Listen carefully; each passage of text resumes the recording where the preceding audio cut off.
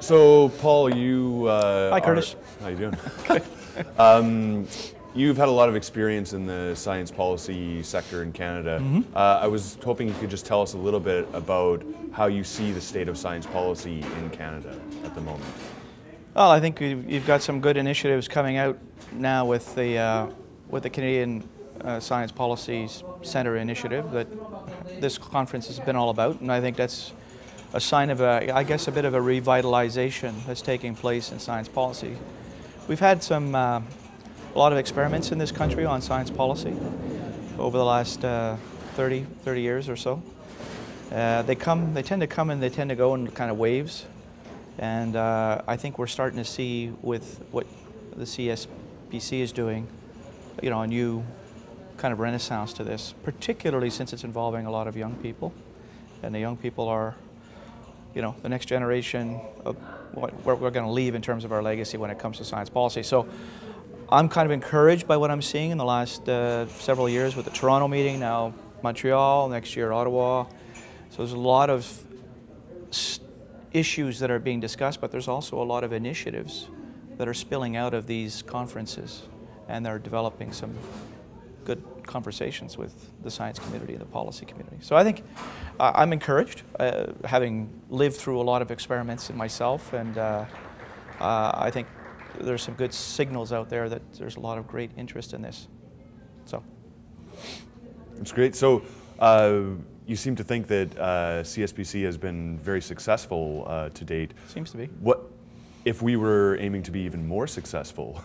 What do you think some good platforms or projects that the Canadian Science Policy Centre could get involved in?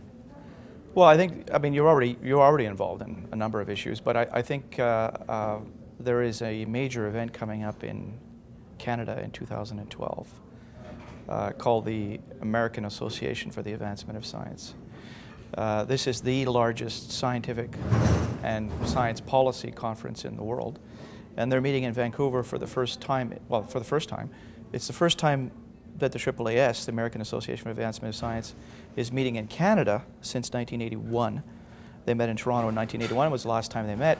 And this is the show that the Americans put on, and they always move it around to different cities, and so they're going to be in Vancouver.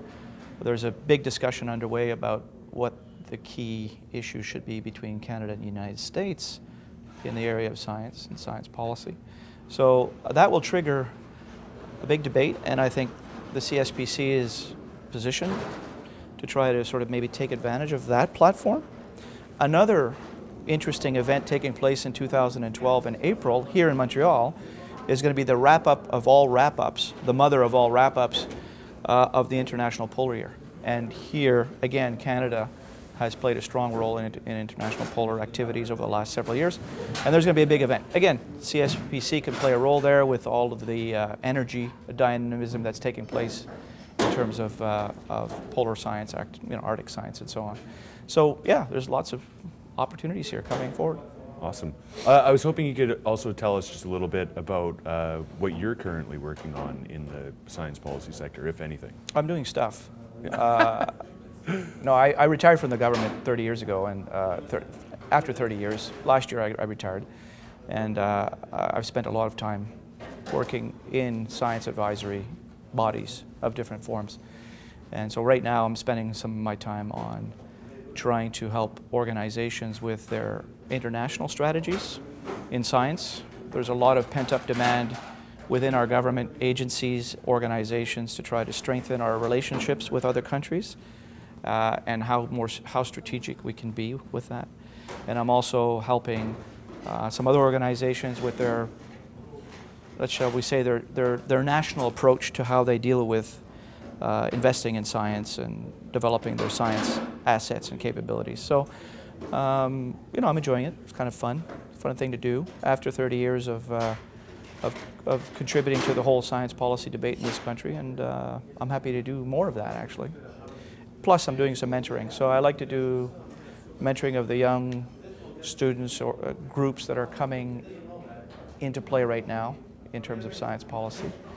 And so I'm happy to get involved in a whole bunch of other issues. One of them, by the way, is is help working with the Science Media Center. There's this new Science Media Center that's been created. It's based in Ottawa. The idea there is to try to pull together evidence-based reports that journalists can use as background when they report on a science issue, so that they can at least get the science right or the technology right when they report on science. Because one of the big gaps in this country and some other countries has been this inability for journalism to report on things in a very, shall we say, fair manner and balanced manner. So this new Science Media Center, which is an exciting venture, I think, has great potential for Canada, and bringing in all our journalists who are working in the science field to use this as a kind of a learning tool for them, and do some training as well of some journalists, right, on how you use science, how you report about it, how you speak to scientists about it, etc. So I think that's a great initiative, and I'm kind of enjoying that. Sounds really interesting. Yeah, it's good. Now, some people have called you the Robert De Niro of Canadian science policy. Yeah, I wonder who that would be. How do you respond to those accusations? Are you talking to me? Yeah. Are you talking to me? I think that's an appropriate response. Paul, thanks a lot. That's a good. Yeah. I know. Yeah, that's a crazy. I gotta talk to her.